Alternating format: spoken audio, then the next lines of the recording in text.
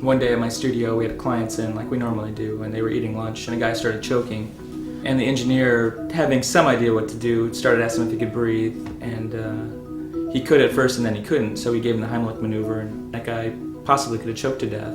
You saw a story about a Goodhue, Minnesota man who survived after first responders performed CPR on him for more than an hour and a half. Amazing story. ABC 6 News sat down with him as well today to get more on his story. ABC 6 News reporter David Springer joins us now live in our Rochester newsroom. And David, a lot of people say he might not have survived if this hadn't happened in such a small town.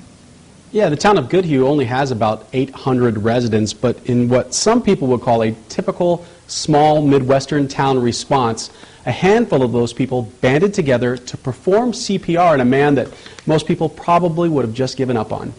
I don't remember going to Don's. I don't remember getting out of the car, and I just don't remember blacking out. 5 days later, Howard Snitzer of Goodhue, Minnesota, woke up in the ICU at Mayo Clinic. Snitzer learned he had suffered a massive heart attack outside of Don's Foods in Goodhue.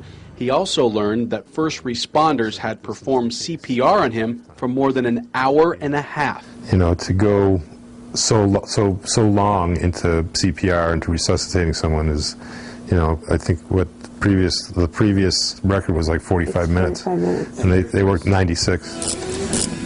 Al Lodermeyer, who owns the garage just across the street from where Snitzer collapsed, was one of the first people to start CPR, and he, along with about 20 others, kept going for that 96 minutes at the urging of a Mayo Clinic paramedic. Yeah, until he gives up or until they say, you know, enough is enough, we just keep rolling, and it was fortunate we had a lot of help.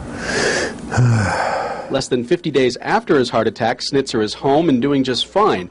Amazing, considering the fact his heart wasn't working and he had no pulse for an hour and 36 minutes. It seemed like there was nothing to work on, really, but they just kept doing it and doing it and doing it, and, you know, it's like you're not going to die on my watch. And Snitzer has everyone from Lodermeyer to the Mayo Clinic paramedics to thank, although thanks doesn't even begin to sum it up.